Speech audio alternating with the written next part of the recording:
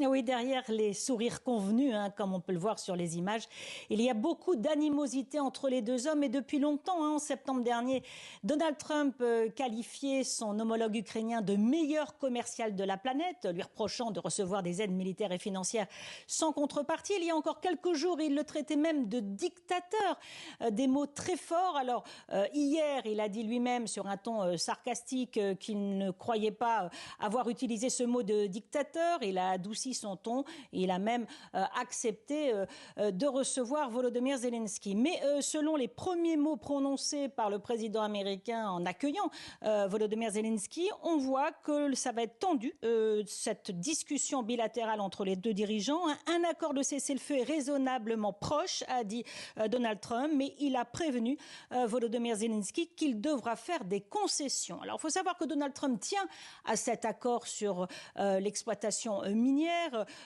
parce qu'il a promis qu'il allait rendre des comptes à l'Ukraine après 3 ans d'assistance. C'est bon pour son audience américaine.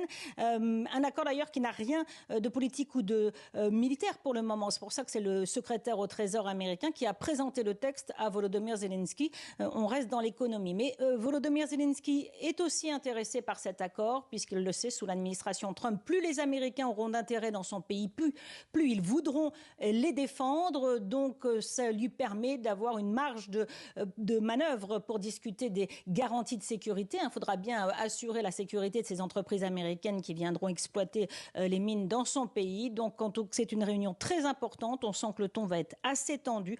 On verra la conférence de presse conjointe, quel sera le ton final, ils ont réussi, si les deux dirigeants ont réussi à se mettre d'accord. Merci pour cette toute dernière précision, Elisabeth Guedel. Je rappelle donc la phrase que vous nous donniez à l'instant. Donald Trump dit qu'un accord de cessez-le-feu en Ukraine est raisonnablement proche. Merci beaucoup, Elisabeth.